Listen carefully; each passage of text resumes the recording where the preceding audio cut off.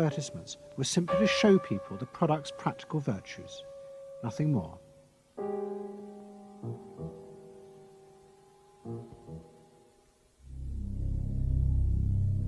What the corporations realized they had to do was transform the way the majority of Americans thought about products. One leading Wall Street banker, Paul Mazur of Lehman Brothers, was clear about what was necessary. "We must shift America," he wrote, "from a needs to a desires culture.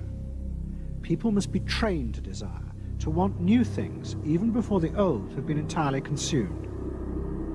We must shape a new mentality in America. Man's desires must overshadow his needs."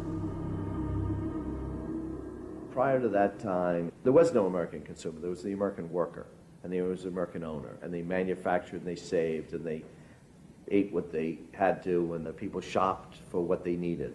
And while the very rich may have bought things they didn't need, most people did not. And Mazur envisioned a break with that, where you would have things that you didn't actually need, but you wanted, as opposed to needed. And the man who would be at the center of changing that mentality for the corporations was Edward Bernays.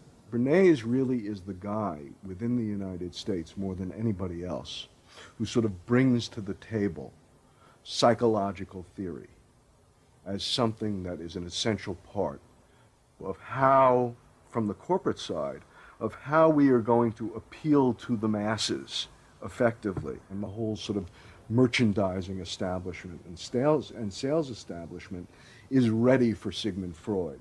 I mean, they are ready for understanding what motivates the human mind. And so that there's this real openness to Bernays' techniques being used to sell products to the masses. Beginning in the early 20s, the New York banks funded the creation of chains of department stores across America.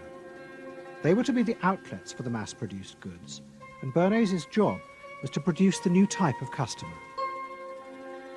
Bernays began to create many of the techniques of mass consumer persuasion that we now live with.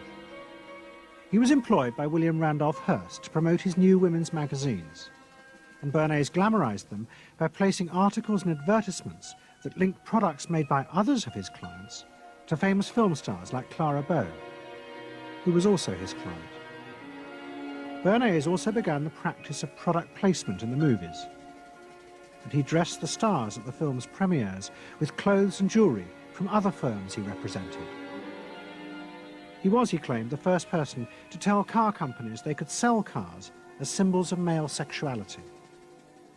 He employed psychologists to issue reports that said products were good for you, and then pretended they were independent studies. He organised fashion shows in the departments and paid celebrities to repeat the new and essential message: you bought things not just for need, but to express your inner sense of yourself to others.